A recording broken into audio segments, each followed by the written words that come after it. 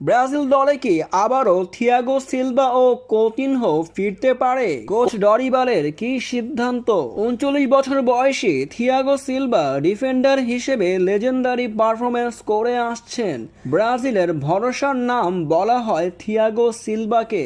যে কোনো মুহূর্তে দলের হাল ধরে থাকেন এই সেলেসাও। তবে ইনজুরির কারণে অনেকটা সময় দলের বাহিরে ছিলেন এই তারকা। কাতার বিশ্বকাপের পর থেকে আর থিয়াগো সিলভাকে ব্রাজিলের জার্সি গায়ে দেখা যায়নি মাঠে। তবে কোনো কোচই তার প্রতি আগ্রহ প্রকাশ করেনি। তার মতো একজন ডিফেন্ডার ব্রাজিল দলে থাকা মানে ব্রাজিলের জয়ের আশা কিছুটা বাড়িয়ে দেওয়া। থিয়াগো সিলভাকে কি আবারও দলে ফিরাবেন কোচ ডরিবাল জুনিয়র?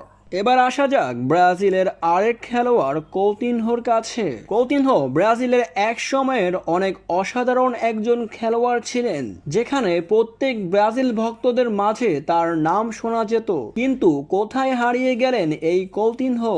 মূলত নিজের ফর্মহীনতার কারণেই দল থেকে বাদ পড়েছেন ফিলিপে কৌতিনহো। তবে ব্রাজিল দলের অনেকটা সময় দলের বাইরে থাকা সত্ত্বেও ব্রাজিল লিগের ক্লাবের হয়ে খেলছেন কৌতিনহো। সেখানে তাকে সাব খেলোয়াড় হিসেবে মাঠে নামানো হচ্ছে। এখনো কোনো গোলের দেখা পাননি এই তারকা। তবে কি আবারও কৌতিনহোকে ব্রাজিলের জার্সি গায়ে দলে দেখা যাবে? এমন প্রশ্ন করা হলে কোচ সেই প্রশ্ন উড়িয়ে দেন। থিয়াগো সিলভা ও কৌতিনহোকে মনে হয় না আর দেখা যাবে ব্রাজিলের জার্সি গায়ে। ব্রাজিলের দুঃসময়ে এই দুইজন তারকাকে ব্রাজিলের খুবই প্রয়োজন ছিল। তবে কোচ তাদেরকে প্রয়োজন মনে করে না, তাই তো তাদেরকে এখনো ডাকা হয়নি।